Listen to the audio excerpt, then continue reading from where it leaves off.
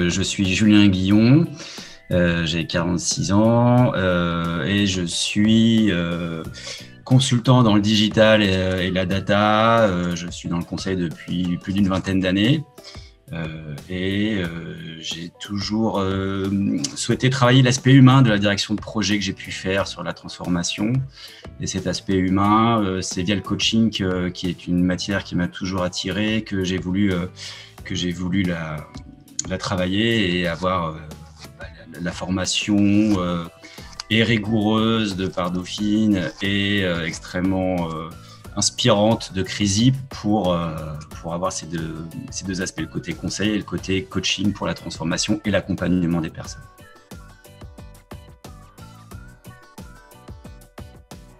Les outils, c'est du premier jour jusqu'au dernier jour, hein, c'est une découverte quand on n'est pas du métier. Et ils sont tous très précieux pour ma pratique du coaching. Le point fort sur lequel il a été fait un focus pendant toute la formation, c'est la méthodologie.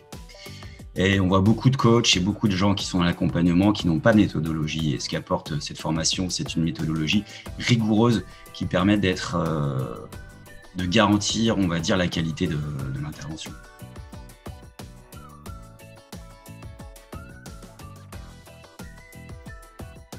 Alors, la complémentarité entre Dauphine et Crisip, elle était très importante pour moi. Moi, je ne voulais pas faire une école de coaching parmi tant d'autres. Je voulais quelque chose qui soit lié à une référence dans le management. C'est important d'avoir un enseignement très solide qu'apporte Dauphine et de pouvoir se raccrocher à ça, des choses très factuelles par rapport à la matière qui est travaillée en coaching avec Crisip, qui est plus dans la mentalité, l'esprit et le positionnement. Et au-delà de la méthodologie de Crisip qui est fantastique pour coacher, franchement, je pèse mes mots, c'est fantastique.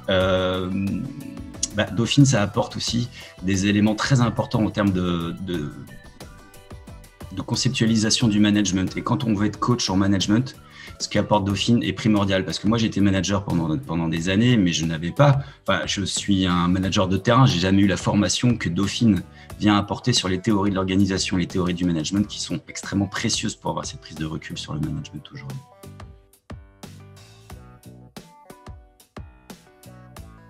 Dans le contenu de la formation, ce qui m'a le plus passionné, c'est effectivement tout le recadrage de la vision des choses par rapport au constructivisme et l'approche quand même scientifique du cognitivo-comportemental qui m'a fait découvrir qu'en fait tout ce qui est psychologique, c'est pas juste des gens un peu comme Freud et qui met des gens sur du canapé, c'est quand même des choses beaucoup plus aujourd'hui rationnelles. J'ai adoré me rencontrer avec ça, faire cette rencontre avec ça.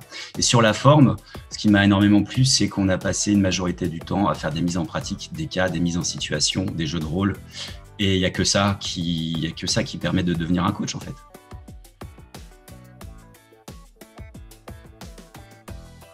Alors, ça n'a pas changé. C'est le conseil qu'on m'a donné et moi qui m'a fait dire « go, on y va ». C'est d'avoir un projet, pour se lancer là-dedans, qui soit un projet de famille, que tout le monde, des enfants, des grands-parents, votre conjoint, soit à fond, parce que c'est un vrai investissement. On a quelqu'un de plus à la maison pendant un an qui s'appelle le mémoire. Quand ça fait longtemps qu'on n'est pas allé sur les bancs de l'université, c'est quand même compliqué de s'y remettre. On bosse le reste de la journée, c'est pas évident. Et en fait, c'est pas dur. Les gens disent t'as été courageux, oh là là, mais en fait, c'est pas du courage, c'est de la motivation.